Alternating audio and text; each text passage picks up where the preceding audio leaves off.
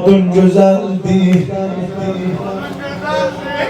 adın güzeldi, vardı bu addan mecer güzel. Ey zikrinin helaleti ehlaminen eser. Her bu belada cilve-i nur ilahi var. Beh beh bu ülkenin ne güzel şems-i mahı var. Herkes Hüseyin'e söylüyor Allah gadab diyor. Ama Hüseyin güzel, onun ne günahı var. Şahım Hüseyin'di şahlara naz eylülem beli. Ahir benim kimin alemde şahı var. Bu mektebin benasını Zeynep özü koyur.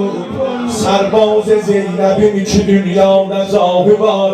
Aç gözlerin basiret ile erbeğine bak. Gör Zeynep'in bugün neçə milyon sipahı var. Zeynep'den üstünlük yolu açsın ne özgeden. Zeynep ki vardı nökerin âli penahı var. Düzdür kirâh-ı Kufe'de bağlandı kolları. Zeynep irade etsen açar bağlı yolları. Zerre aleminde çünkü ağır geldi merhele. Biraz tezsiz okuran metlebe geçeceğim ha.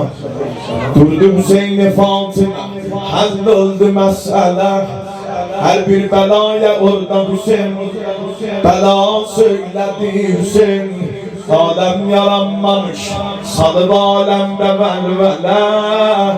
Tenzim olan da Kerbela ehli namesi. Zeynep'le olma amile tasdi tekamüle. Bir belgede yazıldı gazaya yeneyle. Qeyd oldu bir bəbir bütün əhval-i qafiləm. Ahirdə Zeynəb eylədi imza-ı bərgəni. Mənzurəgər yoldaşladı. Eşqi böl son 5 yerə dördü bacı qardaşladı. Hüseyin namiyə diqqətlə bir bax Zeynəb adı başladı. Ahirdə Zeynəb elədi imza o bərgəni. Allah yanında verdi Hüseyin ilə əl-ələ. Aşur-i Kərbəlada şəhid oldu çün Hüseyin. Baxdı göyə buyurdu Xuda, mən varam hələm. Yevm-i əzəldə qardaşıma qol vermişəm. Əhd üstüyəm yerindədir ya Rəbb muamilə. Ruz-i əzəldə vurmuşam imzanı indidə. Baba imza vuram qanımla gərək çub-i məhvilə.